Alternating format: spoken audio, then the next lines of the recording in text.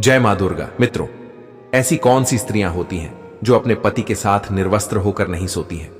और मित्रों, आप सभी भूलकर भी ऐसी स्त्रियों से कभी भी संबंध मत रखना और उन पर कभी भी भरोसा मत करना, अन्यथा आप हमेशा दुखी ही रहेंगे और अपना पूरा जीवन दुखी होकर व्यतीत करेंगे। मित्रों, स्त्री और पुरुष दोनों का मायाजाल बहुत ही जटिल होता है। स्त्रियां अपने पति को धोखा देकर पराय पुरुष से मिलने जाती हैं और पुरुष भी अपनी पत्नी को छोड़कर पराई स्त्री से मिलने जाते हैं। मित्रों, पति पत्नी का रिश्ता अत्यंत पावन माना जाता है और इस रिश्ते को पति पत्नी दोनों यही चाहते हैं कि जन्मों जन्मांतर तक चलता रहे और इस रिश्ते को निभाने के लिए दोनों अपनी पूरी कोशिश करते हैं। लेकिन कुछ स्त्रियां ऐसी होती हैं जो रिश्ते में दरार पैदा करती हैं, जिस कारण से यह रिश्ता एक जन्म तक ही सही से नहीं चलता है। जो भी स्त्री अपने पति के साथ रात में निर्वस्त्र होकर नहीं सोती है, वह इस वीडियो को जरूर देखें। मित्रों, ऐसा नहीं है कि हमेशा पत्नी की ही गलती होती है, पुरुष की भी कुछ कम नहीं होते हैं। वह भी अपनी पत्नी को छोड़कर पराई स्त्री के साथ संबंध बनाते हैं और जब उनके जीवन में क्लैश होने लगते हैं तो वह सारा इल्जाम अपनी पत्नी के ऊपर डाल देते हैं और अपनी पत्नी को गलत या फिर नीचा दिखाने का प्रयास करते हैं। चलिए मित्रों, मैं आप सभी को बताता हूं कि वह ऐसी कौन सी है जिनसे आपको कभी भी विवाह नहीं करना है, और आखिर वह कौन सी स्त्री है जो अपने पति के साथ रात में निर्वस्त्र होकर नहीं सोती है, और ऐसा वह कौन सी चीज है जो स्त्रियां अपने पति को कभी नहीं देती। मित्रों, मेरा आप सभी से हाथ जोड़कर विनम्र निवेदन है कि आप लोग इस कथा को शुरू से लेकर अंत तक देखना। और मित्रों, अभी तक आप लोगों ने हमारे YouTube चैनल को सब्सक्राइब नहीं किया है तो सब्सक्राइब करने के बाद बेल नोटिफिकेशन को ऑल पर सेलेक्ट कर दीजिए और कमेंट बॉक्स में जय मां दुर्गा जरूर लिखना। तो मित्रों, चलिए आप सभी का ज्यादा समय नष्ट न करते हुए कथा को सुनाना प्रारंभ करते हैं। मित्रों, एक बार भगवान श्री विष्णु जी और माता लक्ष्मी जी अपने अपने सिंहासन पर विराजमान थे। तभी भगवान श्री विष्णु जी ने देखा कि माता लक्ष्मी जी किसी बात को लेकर बहुत ज्यादा चिंतित लग रही हैं। तब भगवान श्री विष्णु जी से रहा नहीं गया। उन्होंने माता लक्ष्मी को यूं चिंतित देखकर इतना चिंतित होने का कारण पूछते हुए कहा, हे देवी, आज आप इतना ज्यादा चिंतित क्यों हैं? तब माता लक्ष्मी जी भगवान श्री विष्णु जी से कहती हैं, हे प्रभु, आज मेरे मन में एक विचित्र प्रश्न उठ रहा है, इसी कारण मैं इतनी ज्यादा चिंतित हूं। तब भगवान श्री विष्णु जी माता लक्ष्मी जी से कहते हैं, हे देवी, आप निश्चिंत होकर अपने उस प्रश्न को पूछिए, मैं आपको उस प्रश्न का उत्तर अवश्य दूंगा। तब माता लक्ष्मी जी भगवान श्री विष्णु जी से कहती हैं, हे प्रभु, मेरा प्रश्न यह है कि वह कौन सी स्त्री है जो रात में अपने पति के साथ निर्वस्त्र होकर नहीं सोती है? तब भगवान श्री विष्णु जी कहते हैं, हे देवी, मैं इस प्रश्न का उत्तर आपको एक अत्यंत महत्वपूर्ण कथा के माध्यम से देना चाहता हूं, परंतु आपको इस कथा को शुरू से लेकर अंत तक पूरा श्रवण करना होगा। तब माता लक्ष्मी जी कहती हैं, हे प्रभु, आप निश्चिंत होकर कथा को सुनाइए। मैं आपको वचन देती हूं कि मैं इस कथा को शुरू से लेकर अंत तक पूरा अवश्य सुनूंगी और समस्त लोग में विख्यात भी करूंगी। तब भगवान श्री विष्णु जी माता लक्ष्मी जी को कथा सुनाते हुए कहते हैं, हे देवी, किसी नगर में एक बहुत घना जंगल था। उस जंगल में ना तो कोई आता था ना तो कोई जाता था। उस जंगल में सिर्फ जंगली जानवरों का बसेरा था। मित्रों, उस नगर में एक राजा राज्य करता था जिसका नाम राधे श्याम था और उस राजा की उम्र 35 वर्ष की हो चुकी थी। उस राजा की अभी तक शादी नहीं हुई थी क्योंकि आज तक उसे कोई भी स्त्री पसंद नहीं आई थी। मित्रों, उस राज्य में एक घना जंगल था। उस जंगल की चर्चा बहुत ज्यादा हो रही थी। मित्रों, जब राजा राधे श्याम ने यह चर्चा सुनी कि उनके नगर में एक जंगल है जहां पर ना तो कोई आता था और ना ही कोई जाता था और उस जंगल में सिर्फ जंगली जानवर ही रहा करते थे, तो वह खबर सुनकर राजा उस नगर के जंगल में जाने का निर्णय लेता है और वह अपने मंत्रियों को आदेश देकर एक घोड़ा तैयार करवाता है। राजा राधे श्याम उस घोड़े पर बैठकर उस नगर के जंगल के लिए रवाना हो जाता है। मित्रों, वह राजा जब उस जंगल में प्रवेश करने ही वाला था, तभी उस जंगल के किनारे उसे एक कुटिया दिखाई देती है। तब राजा राधे श्याम सोचता है कि मैंने सुना था कि इस जंगल में ना ही तो कोई आता था और ना ही तो कोई जाता है, तो यहां पर यह कुटिया कैसे? तब राजा राधेश्याम उस कुटिया को बड़े ध्यान से देख रहा होता है तो वहां पर उसे एक सुंदर स्त्री दिखाई देती है। वह स्त्री इतनी सुंदर थी कि राजा राधेश्याम उसे देखते ही उस पर मोहित हो गया। जब राजा राधेश्याम उस स्त्री के पास जाता है तो वह राजा देखता है कि वह एक वैश्या है। वह वैश्य बहुत ही सुंदर थी। उसने एक ही नजर में राजा का दिल जीत लिया था। राजा राधेश्याम उस वैश्या को बहुत ही ध्यानपूर्वक से देख रहा था। राजा राधेश्याम उस वैश्या पर मोहित हो गया। फिर उसने उस वैश्या से विवाह करने का प्रस्ताव रख दिया। मित्रों, राजा राधेश्याम को पता था कि वह एक वैश्या थी, तब भी राजा राधेश्याम उस वैश्या का दीवाना हो चुका था। राजा राधेश्याम ने आज तक ऐसी स्त्री नहीं देखी थी, इसीलिए राजा राधेश्याम ने आज तक अपना विवाह नहीं किया था। जहां पर 35 वर्ष की उम्र तक अन्य राजाओं की 4-4, 5-5 रानियां हो जाया करती थीं, वहां पर राजा राधेश्याम ने अभी तक अपना विवाह नहीं किया। जब राजा राधेश्याम उस वैश्या पर मोहित हो गया तब राजा राधेश्याम कहता है कि हे सुंदरी, मैं आपके बिना अब एक पल भी नहीं रह सकता हूं, इसलिए हे सुंदरी, आप कृपा करके मुझसे विवाह कर लीजिए। मुझे पूरी तरह से मालूम है कि आप एक वैश्या हैं। तब वह वैश्या कहती है, हे महाराज, मैं एक वैश्या हूं, मैं किसी से भी प्रेम नहीं कर सकती, क्योंकि महाराज वैश्या का कोई भी धर्म नहीं होता है और वेश्याएं सिर्फ और सिर्फ धन से प्रेम करती हैं। वेश्याओं को जहां पर अधिक धन मिलेगा वहीं पर वैश्या जाएगी।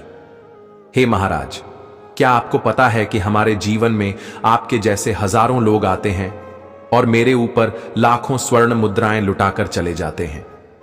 तब राजा राधेश्याम कहता है, हे सुंदरी, मैं आपके कहने का मतलब नहीं समझ पाया हूं कि आप कहना क्या चाहती।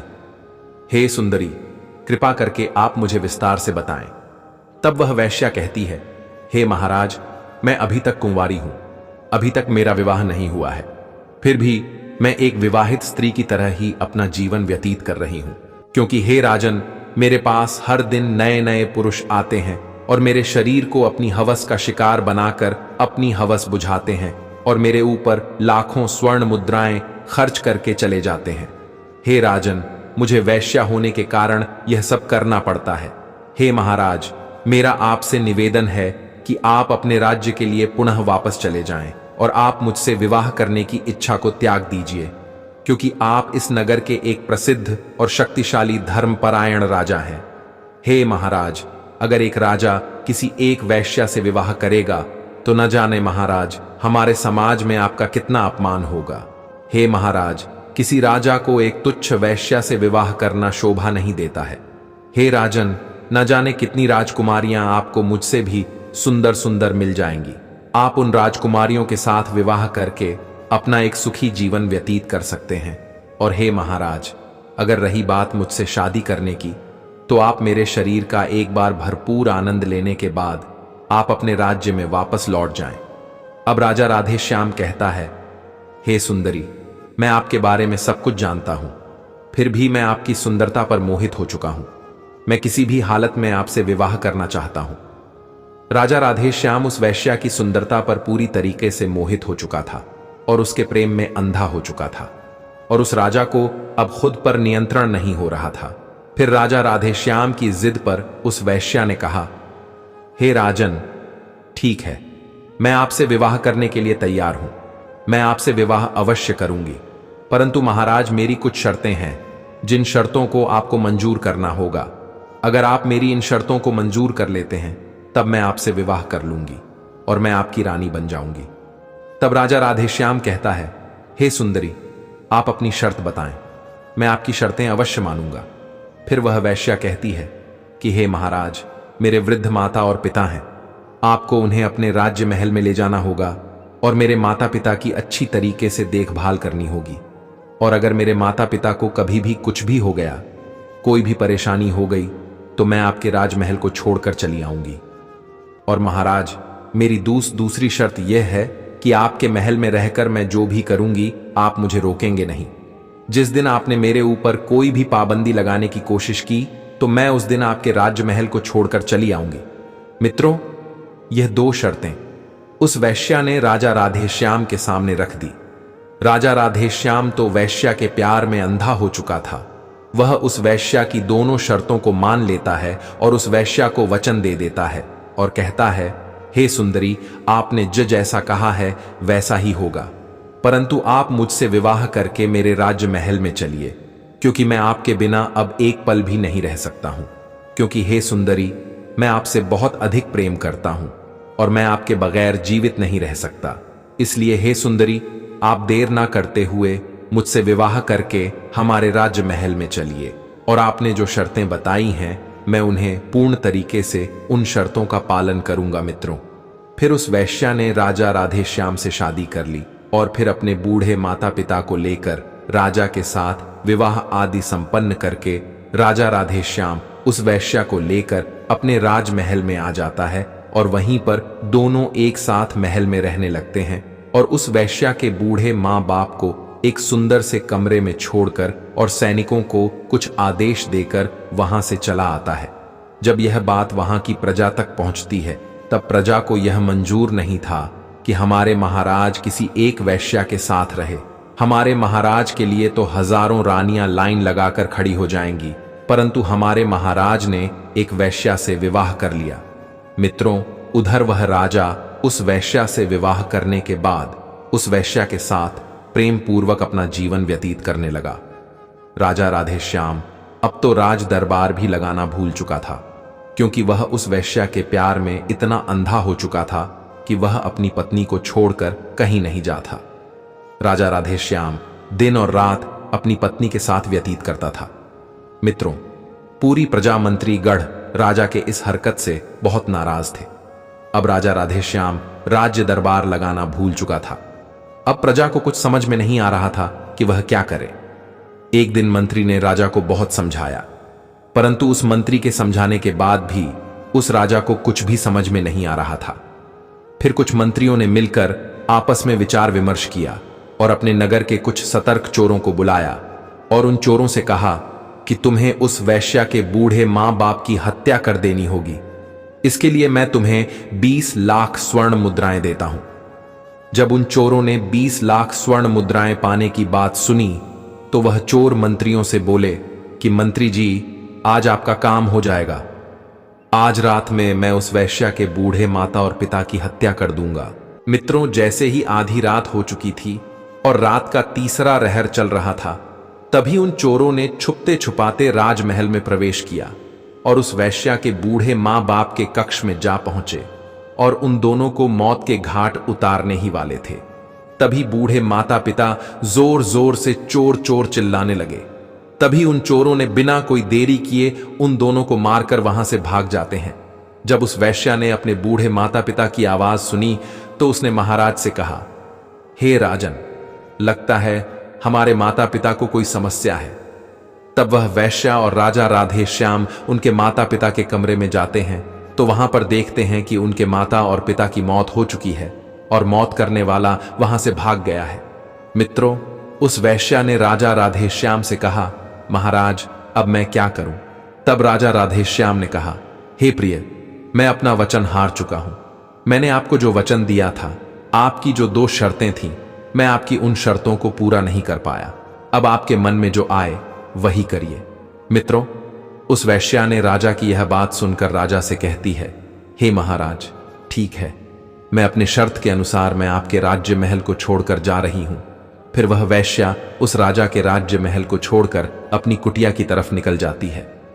मित्रों, राजा की पत्नी वैश्या राजमहल को छोड़कर चली गई थी तो राजा राधेश्याम ने सभा लगाई और उसमें राजा बड़ी मायूसी के साथ बैठा हुआ था।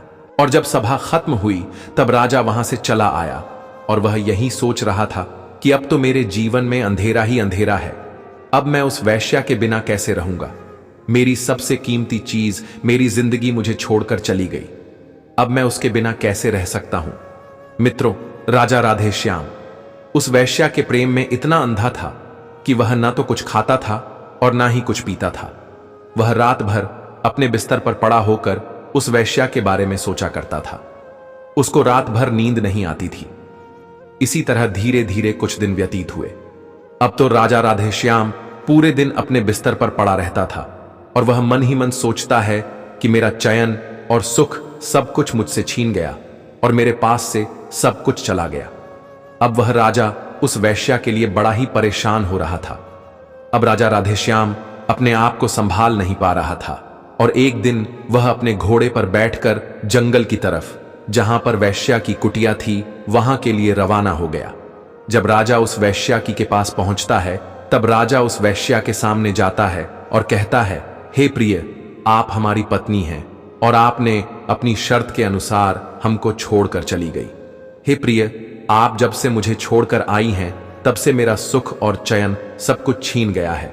अब तो पूरी रात मुझे नींद नहीं आती है। मैं पूरी रात करवटें बदलते रहता हूं, कभी उठकर बैठता हूं तो कभी लेट जाता हूं। हे प्रिय, मुझे आपकी याद बहुत आती है। आप मेरे साथ राजमहल चलिए, क्योंकि मैं आपसे बहुत अधिक प्रेम करता हूं। राजा की यह बात सुनकर वह वैश्या कहती है, हे राजन, मैं कुछ दिन आपकी पत्नी बनकर आपकी महल में रही और आपको अच्छी तरीके से मालूम है कि मैं एक वैश्या हूं। और हे राजन, आपको अच्छे तरीके से ज्ञान है कि वैश्या का कोई भी धर्म नहीं होता है और वैश्या न जाने कितने लोगों को पति बनाती है। वैश्या की जिंदगी में हर रोज नए नए पुरुष आते जाते रहते हैं और वैश्या हर रोज एक नए पुरुष से मिलती रहती है, क्योंकि वैश्या का यही मतलब होता है अपने शरीर को बेचना। वैश्या अपने शरीर को बेचकर अपना पेट पालती है और वैश्या महाराज से कहती है, हे राजन, तुम्हारे जैसे न जाने कितने हवस के पुजारी मेरे पास आते रहते हैं और मेरे शरीर का भरपूर आनंद लेते हैं और मुझे हजारों स्वर्ण मुद्राएं देकर यहां से चले जाते हैं। हे राजन, मैं आपकी शर्त के अनुसार आपकी रानी बनकर आपके महल में रही, परंतु आपने मेरी शर्तों को पूरी नहीं कर सके, इसलिए मैं आपके राज्य महल को छोड़कर चली आई हूं। हे महाराज, अब जिद न करें, आप वापस अपने महल में चले जाएं। अब मैं पुनः वापस नहीं जा सकती हूं। वैश्या की यह बात सुनकर वह राजा कहता है, हे प्रिय, मैं आपके बगैर नहीं रह सकता हूं। अब वह वैश्या महाराज से कहती है, हे राजन, आप हमारे प्रेम में बहुत ही ज्यादा पागल हैं। यह सब एक महाराज को शोभा नहीं देता, क्योंकि आप महान राजा हैं। हे महाराज, मैं आपको कुछ ज्ञान की बातें बताने वाली हूं, कुछ अच्छी जानकारी देने वाली हूं। हे महाराज, ये बातें आप पूरे ध्यान से सुनना। हे महाराज, ये 2 बातें आप अपने जीवन में उतार लेना। हे महाराज, मेरी पहली बात यह है कि आप जो प्रेम कर रहे हो, यह एक राजा को शोभा नहीं देता कि वह एक वैश्या से प्रेम करे, क्योंकि वह राजा होता है और एक राजा किसी वैश्या के प्रेम में पागल हो जाए, उसे यह शोभा नहीं देता है, क्योंकि कहते हैं ना, वैश्या का कोई धर्म नहीं होता है। वैश्या तो अपने जीवन में पता नहीं कितने पाप कर देती है, वह ना जाने कितने पुरुषों की हवस का शिकार बनती है। हे महाराज, मैं किसी ना किसी पुरुष का शिकार रोज बनती हूं, इसलिए महाराज, आप हमारे बदन के लिए बड़े अच्छे तरीके से समझ लीजिए, आप हमारे प्रेम में अंधे ना बने। हे महाराज, मेरी दूसरी बात यह है कि मैं एक वैश्या हूं, मेरा कोई धर्म नहीं है, लेकिन समाज स्त्रियों का एक धर्म होता है। समाज की स्त्रियों की एक रीति रिवाज होती है। उन स्त्रियों के साथ आप विवाह करके धर्म का पालन कर सकते हैं। हे राजन, हमारे पौराणिक शास्त्र, वेद शास्त्र कहते हैं कि जो समाज की स्त्रियां होती हैं, नारियां होती हैं, उनका धर्म होता है कि वह अपने पति के साथ में रहे, अपनी पति की सेवा करें, अपने पति को पति परमेश्वर मानकर उनकी हर बातों का पालन करें। समाज की स्त्रियों के लिए सबसे बड़ा देवता उनका पति होता है। वह स्त्रियां अपने पति को पति परमेश्वर मानती हैं। वह स्त्रियां अपने पति को किसी भी हालत में छोड़कर नहीं जा सकती हैं और उन समाज की स्त्रियों का यही कर्तव्य होता है कि वह अपने पति की सेवा करें। और हे राजन, यह बात वेश्याओं पर लागू नहीं होती है। हम वेश्याओं का कोई धर्म नहीं होता है। वैश्या के जीवन में पता नहीं कितने पाप होते हैं, इसलिए वैश्या तो वैश्या ही होती है। और इस समाज की स्त्रियां यही सोचती हैं कि मेरा पति किसी अन्य स्त्री के पास ना जाए और किसी अन्य स्त्री को अपना शिकार ना बनाए, और समाज का पुरुष अगर किसी अन्य स्त्री के पास जाता है तो उनके घर में लड़ाई झगड़ा होने लगते हैं। हे राजन, समस्त स्त्रियां यही चाहती हैं कि उसका पुरुष किसी दूसरी स्त्री के हवस का शिकार ना बने, वह किसी दूसरी स्त्री के ऊपर नजर भी ना डाले, क्योंकि उसको जो चाहिए हो वह मैं दे सकती हूं। इसीलिए समाज की स्त्री से विवाह करना चाहिए और पुरुषों के लिए भी यही नियम है। जरूरी नहीं है कि पत्नी ही पतिव्रता होनी चाहिए, पत्नी ही धर्म का पालन करें, पत्नी ही अपने कर्तव्यों को पूर्ण करें। पुरुषों को भी पत्नीव्रत होना चाहिए। हे राजन, हम तो एक वैश्या हैं, हमको तो जहां धन मिलेगा हम वहीं पर जाएंगे। वैश्या का यही कर्तव्य होता है। वैश्या अपना पेट पालने के लिए अपने शरीर को बेच अपना पेट पालती है। हे राजन, वेश्याओं को जहां पर अधिक धन मिलता है वैश्या उन्हीं की रानी बन जाती है, और जितने समय के पैसे मिलते हैं उतनी ही समय की रानी बनती है। उसके बाद जब उस पुरुष का समय समाप्त हो जाता है तब दूसरे पुरुष की बारी आती है, उससे भी धन मिलता है। हे राजन, वैश्या का तो काम है कि अपने आप को बेचना, दूसरों की प्रतिदिन रानी बनना। इसलिए हे राजन, हम जैसी वैश्या का कोई धर्म नहीं होता है। उन्हें अपने पति और बच्चों को छोड़कर नहीं जाना चाहिए। और मान लीजिए यदि पति के पास धन की कमी है और उस पति के पास पैसे कमाने का कोई जरिया नहीं है तो पत्नी को अपने पति को छोड़कर नहीं जाना चाहिए। यह नहीं कि जब उसके पति के पास धन कम हो या धन ना हो तो वह स्त्री अपने पति और बच्चों को छोड़कर किसी धनवान पुरुष के पास चली जाए। हे राजन, पति चाहे निर्धन क्यों ना हो, पत्नी को अपने धर्म का पालन अवश्य करना चाहिए, अपने पति के साथ रहना चाहिए, अपने पति की सहायता करनी चाहिए। हे राजन, आज के समय में समस्त पति और पत्नी के बीच में छोटी छोटी बातों पर छोटी मोटी लड़ाई झगड़े होते रहते हैं, परंतु एक दूसरे के प्रति प्रेम बराबर रहता है। और इतना समझ जाइए कि अगर जब पति और पत्नी के बीच में जो लड़ाई होती है, बातें अगर आसपास के पड़ोसियों के पास पहुंचती हैं तो समझ जाइए कि पति और पत्नी दोनों एक साथ अब नहीं रह सकते। तब वहां पर पति को पत्नी के प्रति प्रेम नहीं होता है और पत्नी को पति के प्रति प्रेम नहीं होता है। वहां पर पत्नी और पति एक दूसरे से अलग हो जाते हैं। समाज की स्त्रियों का यही धर्म होता है कि वह स्त्रियां अपने पति के साथ मिलजुल कर रहे और पत्नियों को हमेशा अपने पति के आज्ञा का पालन करना चाहिए। आगे वह वैश्या कहती है, हे राजन, आप वेश्याओं के चक्कर में ना पड़े, जो आप हमारे चक्कर में पड़े हुए हैं। आप हमारे प्रेम में अंधे हो गए हैं और हमारे प्रेम में जो पागल बने हुए हैं। हे राजन, राजा को अपने बारे में कभी नहीं सोचना चाहिए। राजा को अपनी प्रजा के बारे में सोचना चाहिए। आप तो अपने बारे में सोचते हैं, अपने प्रजा के बारे में कुछ भी नहीं सोचते हैं। हे राजन, मेरी मुलाकात प्रतिदिन कितने पुरुषों से हुआ करती है, इसीलिए राजन, आपको अपने राज्य में वापस लौट जाना चाहिए और अपनी प्रजा की देखभाल करनी चाहिए और किसी राज्य की राजकुमारी से अपना विवाह कर लीजिए, जिससे आपकी प्रजा को एक महारानी मिल जाए और वह आपसे खुश रहे। मित्रों, राजा राधे श्याम उस वैश्या की बात सुनकर वह समझ जाता है और फिर वह राजा उस वैश्या से क्षमा मांगता है और कहता है, हे सुंदरी, आज आपने मेरी बंद आंखें खोल दी। मैं बहुत गलत रास्ते पर निकल पड़ा था, आपने मुझे सही राह दिखाई है। फिर वह राजा अपने राज्य महल लौट जाता है और वह एक सुंदर सी राजकुमारी से अपना विवाह कर लेता है और वह अपने राज्य में एक सुखी जीवन व्यतीत करने लगता है। अब आगे भगवान श्री विष्णु जी कहते हैं, हे देवी लक्ष्मी, तुमको तुम्हारे प्रश्नों के उत्तर मिल गए होंगे। तब देवी राधा जी कहती हैं, हे प्रभु, अभी भी मुझे कुछ समझ में नहीं आया, कृपा करके आप मुझे फिर से बताएं। तब भगवान श्री विष्णु जी कहते हैं, हे देवी, चलिए मैं आपको एक बहुत ही ज्ञानवर्धक कथा सुनाने जा रहा हूं। इस कथा के माध्यम से आपको आपके प्रश्नों के उत्तर मिल जाएंगे। तब देवी लक्ष्मी जी कहती हैं, हे प्रभु, आप मुझे वह दूसरी कथा सुनाइए, मैं उस दूसरी कथा को सुनने के लिए तैयार हूं। तब भगवान श्री विष्णु जी कथा को सुनाते हुए कहते हैं, हे देवी, एक समय की बात है, किसी नगर में बहुत ही साधारण जीवन जीने वाला एक व्यापारी रहता था, जिसका एक पुत्र था। उसका नाम था शिवदत्त। वह व्यापारी बहुत ही धनवान था, उसके पास बहुत धन था, क्योंकि वह व्यापारी अपने व्यापार में बहुत ही ज्यादा मेहनत करता था और इस मेहनत के चलते वह व्यापारी बहुत धन इकट्ठा कर चुका था। उस व्यापारी किसानों का अनाज कम दामों में खरीदता था और अन्य बड़े व्यापारियों को ऊंचे दामों में उस अनाज को बेच देता था। और उस व्यापारी की जो एक पत्नी थी, वह देखने में बहुत ही ज्यादा सुंदर थी और वह व्यापारी अपने व्यापार से जो भी धन कमाता था वह पूरा का पूरा धन अपनी पत्नी के हवाले कर देता था। और उसका जो पुत्र था वह उसे बहुत प्रेम करता था और उस व्यापारी ने अपने पुत्र को बहुत ज्यादा आजादी दे रखी थी, बहुत ही छूट दे रखी थी। वह अपने मन से जो भी करना चाहता था वह कर लेता था। उस व्यापारी ने अपने पुत्र को इतनी छूट दे रखी थी कि वह गलत संगत पकड़ लिया और वह बर्बाद हो गया। कहते हैं ना कि अधिक आजादी से या तो इंसान बिगड़ जाता है या तो इंसान बन जाता है। तो उस व्यापारी के पुत्र के साथ यह हुआ कि वह पुत्र बिगड़ गया। वह गलत लोगों के साथ रहकर गलत रास्ते पर जाने पर मजबूर कर देती है, क्योंकि ज्यादा आजादी पुत्र के लिए हानिकारक होती है। उस व्यापारी का बेटा, जिसका नाम शिवदत्त था, वह जुआ भी खेलने लगा और अपने पिता का धन जुए में उड़ाने लगा।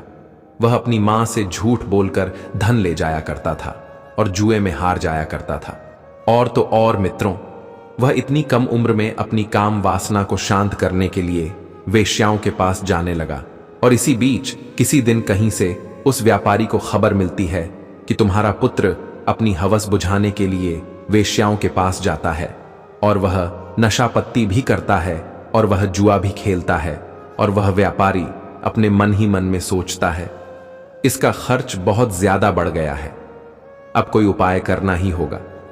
फिर उस व्यापारी ने सोचा, अब मुझे अपने पुत्र का विवाह कर देना चाहिए, क्योंकि जब इसका विवाह हो जाएगा तो घर में इसकी पत्नी आ जाएगी, तो जितने भी यह कारनामे करता है वह सारे के सारे भूल जाएगा। और जो यह वेश्याओं के पास जाता है तब इसकी पत्नी आ जाएगी, तो यह कहीं नहीं जाएगा। यह सब सोचकर उस व्यापारी ने एक धनवान सेठ के यहां रिश्ता देखा और उस सेठ की बेटी से अपने पुत्र, जिसका नाम शिवदत्त था, उसका विवाह कर दिया। शिवदत्त की जो पत्नी थी उसका नाम रजनी था।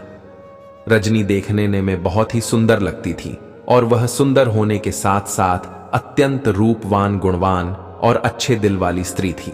शिवदत्त की शादी हो जाने के बाद शिवदत्त घर में ही रहने लगा, क्योंकि उसकी पत्नी इतनी सुंदर थी कि वह अपनी पत्नी को छोड़कर कहीं नहीं जाता था और उन वेश्याओं को भूल गया था। कुछ समय बाद शिवदत्त के माता पिता वृद्धावस्था में पहुंच गए। वह बूढ़े हो गए और एक दिन ऐसा आया कि वह दोनों की मृत्यु हो गई और इस दुनिया को छोड़कर चले गए। भगवान श्री विष्णु जी आगे कहते हैं, हे देवी लक्ष्मी, तुम इस कथा को ध्यान से सुन रहे हो ना। अब मैं जो बताने जा रहा हूं वह पूरे ध्यान से सुनना। तब देवी लक्ष्मी जी कहती हैं, हे प्रभु, मैं पूरे तन मन से इस कहानी को सुन रहा हूं, कृपा करके आप कहानी को और आगे सुनाइए। तब भगवान श्री विष्णु जी कहानी को आगे बताते हुए कहते हैं, हे देवी लक्ष्मी, शिवदत्त की तो काम वासना शांत हो गई, लेकिन उसकी जुआ खेलने की आदत नहीं गई और जुआ खेलते खेलते शिवदत्त की सारी संपत्ति लुट गई और वह जुए में पूरी संपत्ति हार गया। अब उसके पास बिल्कुल भी धन नहीं था और ना ही उसके पास कोई हुनर था कि वह कहीं से भी धन कमा सके। उसके पिता ने जो भी धन कमा कर गया थे वह सारा धन हार गया। एक दिन उसकी पत्नी ने कहा, हे स्वामी, अब तो हमारे पास खाने के लिए भी कुछ नहीं बचा है। हे स्वामी, तुम यहाँ के राजा के पास चले जाओ और वहां कोई नौकरी ढूंढ लो ताकि हम दोनों का गुजारा चल सके।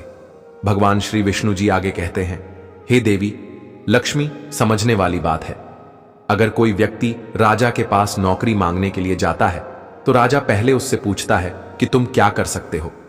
अगर तुम्हारे पास कोई अच्छा हुनर है तो तुम्हें नौकरी भी दे दी जाएगी या किसी का कार्य पर रख ले, और अगर उसके पास कोई हुनर नहीं है तो उसे बेकार आदमी समझकर उसको वहां से निकाल दिया जाएगा।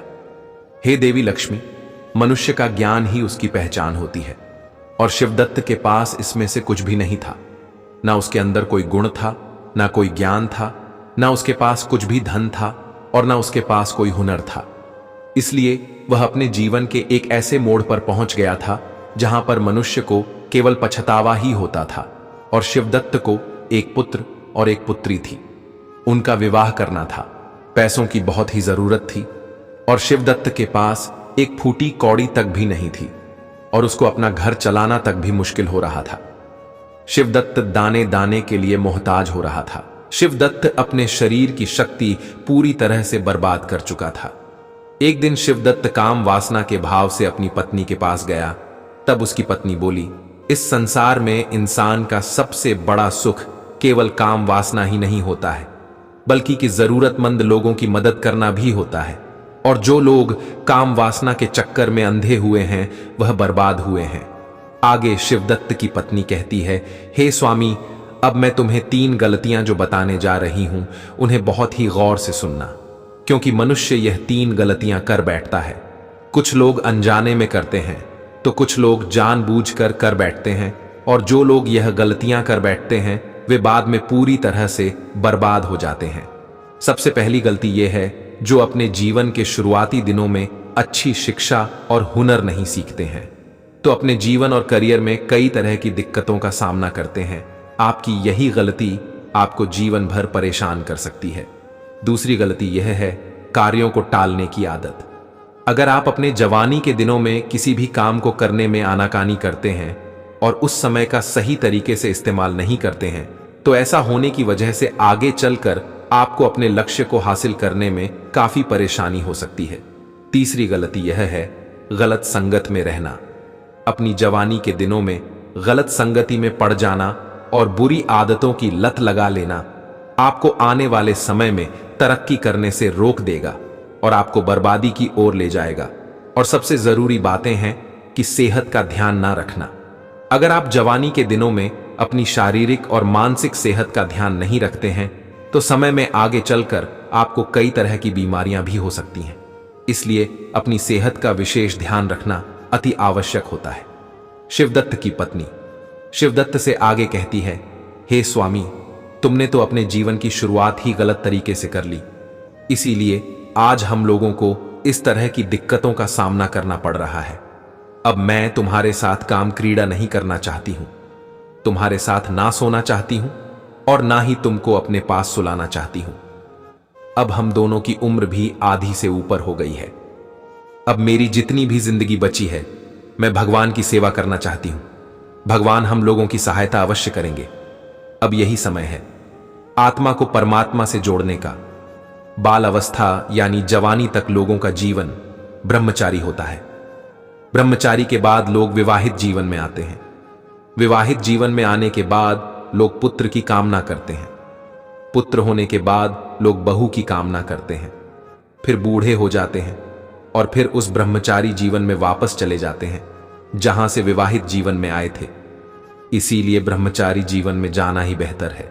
जिस तरह युवावस्था को बर्बाद किया है, उसी तरह वृद्धावस्था नहीं करना चाहिए। पूजा पाठ, भजन, कीर्तन आदि करना चाहिए और मैं अपने आप को बर्बाद नहीं होने देना चाहती हूं। अब तो तुम समझ ही गए होंगे कि मैं तुम्हारे साथ काम क्रीड़ा क्यों नहीं करना चाहती हूं और तुम्हारे साथ क्यों नहीं सोना चाहती हूं। अब हम लोगों का केवल एक ही लक्ष्य है, अपने बच्चों का विवाह कर देना। तुम काम क्रीड़ा को भूलकर मेहनत पर ध्यान दो। एक दिन भगवान हम लोगों की जरूर सुनेंगे। आगे भगवान श्री विष्णु जी कहते हैं कि हे देवी लक्ष्मी, उस शिवदत्त की पत्नी ने सही कहा था। जो लोग मुझसे सच्चे मन से जुड़ जाते हैं, उन्हें कभी कोई चीज की तकलीफ हो ही नहीं सकती।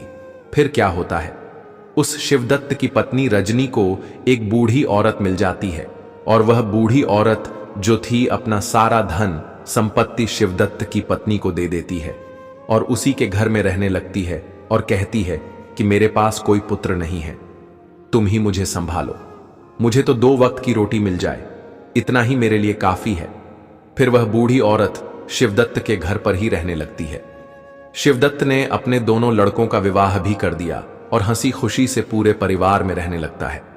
आगे भगवान श्री विष्णु जी कहते हैं कि हे देवी लक्ष्मी, उस बूढ़ी के धन से शिवदत्त की पत्नी का परिवार जो था उसमें सुधार तो आ गया, उसके घर में धन भी हो गया था, परंतु शिवदत्त थोड़ा गलत मार्ग पर पहुंच गया। उसकी पत्नी ने उसके साथ सोने से मना कर दिया, काम क्रीड़ा करने से भी मना कर दिया।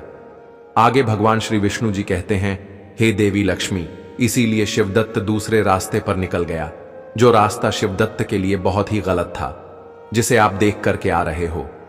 शिवदत्त जो था वह एक स्त्री के प्रेम के जाल में फंस गया था, क्योंकि उसकी स्त्री जो थी ना तो उसके साथ सोती थी और ना उसे सोने देती थी और ना ही उसकी काम वासना को शांत करने के लिए उसके साथ काम क्रीड़ा करती थी। अपनी काम वासना से पीड़ित होकर के वह मनमौजी था, दूसरी स्त्री के प्रेम के जाल में फंस जाता है और रात्रि में अपनी पत्नी को सुलाने के बाद गांव से बाहर एक झोपड़ी में जाकर के उस पत्नी के साथ अपनी काम वासना को शांत करने के लिए उसी झोपड़ी पड़ी में काम वासना को शांत करता है। काम वासना को शांत करने के बाद दोनों अपने अपने घर चले जाते हैं। भगवान श्री विष्णु जी कहते हैं कि हे देवी लक्ष्मी, मेरे कहने का मतलब है कि स्त्री को यह भी नहीं करना चाहिए, एकदम से इस तरह से अपने पति का त्याग नहीं करना चाहिए जिस तरह से शिवदत्त की पत्नी ने कर दिया था, क्योंकि एकदम से जो स्त्री अपने पति के साथ सोना छोड़ देती है और उसके साथ काम क्रीड़ा करना बंद कर देती है तो उसका पति जो है वह गलत रास्ते पर निकल ही जाता है, क्योंकि अपने पति को धीरे धीरे सही रास्ते पर लाया जा सकता है, एकदम से नहीं लाया जा सकता। अब मैं स्त्रियों के लिए 3 महत्वपूर्ण बातें बताता हूं जो स्त्री को कदापि नहीं करनी चाहिए। नंबर 1, स्त्री को अपने पति के साथ रात्रि में विश्राम करना, उसके साथ सोना बिल्कुल बंद नहीं करना चाहिए, एकदम नहीं छोड़ना चाहिए। और जो स्त्रियां अपने पति के साथ रात्रि में सोने से इनकार करती हैं तो वह पति जो है फिर दूसरी स्त्रियों की तलाश में निकल ही जाता है। इसीलिए स्त्री को चाहिए कि वह अपनी पति के साथ रात्रि में सोने का त्याग ना करे। नंबर 2, स्त्री को यह भी चाहिए कि अपने पति के साथ काम क्रीड़ा करना भी बंद ना करे। जो स्त्री अपने पति के साथ काम क्रीड़ा नहीं करती है, एकदम से उसे बंद कर देती है तो पति व्यभिचारी बन जाता है और वह पराई स्त्री के साथ व्यभिचार करने लगता है, क्योंकि स्त्री जो है वह अपने पति को व्यभिचार करने से बचाती है। जो स्त्री अपने पति की सारी इच्छाएं पूर्ण करती है और एक दिन सही रास्ते पर लाकर के उसे खड़ा कर देती है तो वही स्त्री उत्तम मानी जाती है। और जो स्त्री अपने पति से शारीरिक संबंधों का त्याग कर देती है तो वह स्त्री अपने पति के व्यभिचारी होने की दोषी कहलाने लगती है। इसलिए हर स्त्री को चाहिए कि वह अपने पति के साथ काम क्रीड़ा करे और अपने पति की काम वासना को भी शांत करे, ताकि उसका का पति पराई स्त्री के चक्कर में व्यभिचार ना कर पाए। नंबर 3, स्त्री को चाहिए कि उसका पति यदि काम वासना में अधिक लिप्त रहता है तो धीरे धीरे उसे सही रास्ते पर लाएं, उसे अच्छी अच्छी भगवत चर्चाएं सुनाएं, अच्छा अच्छा सत्संग करवाएं और जहां भगवान की चर्चाएं चलती हो वहां उसे लेकर के जाएं, ताकि उसकी दूषित बुद्धि में सुधार आ पाए और वह धीरे धीरे सही रास्ते पर आ जाए, भगवान का भजन कर पाए और भगवान का तप कर पाए। तभी पति पत्नी का जीवन सफल होता है। ऐसा नहीं है कि स्त्री तो भगवान की भजन में लिप्त हो गई और पति व्यभिचार करने लगा और पति का उसने शारीरिक संबंधों से बिल्कुल त्याग कर दिया।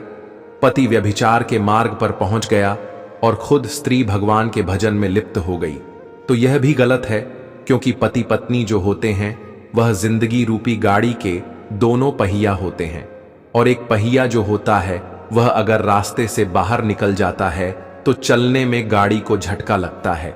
इसलिए स्त्री को चाहिए कि हर तरह से अपने पति की इच्छाएं पूर्ण करते हुए उसे सही रास्ते पर लाकर के खड़ा कर देना।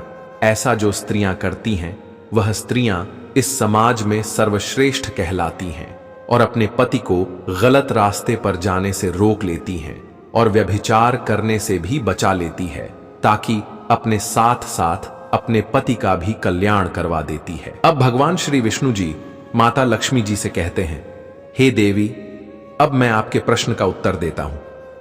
आपका प्रश्न यह था कि वह कौन सी स्त्री है जो रात में अपने पति के साथ निर्वस्त्र होकर नहीं सोती है। तो हे देवी सुनो, हर व्यक्ति का जीवन, विचार और आदतें अलग अलग होती हैं और इसी कारण स्त्रियों के सोने के तरीके में भी भिन्नताएं होती हैं। यह कहना कि कोई विशेष स्त्री रात में अपने पति के साथ निर्वस्त्र नहीं सोती एक सामान्यकरण होगा जो हर महिला पर लागू नहीं हो सकता।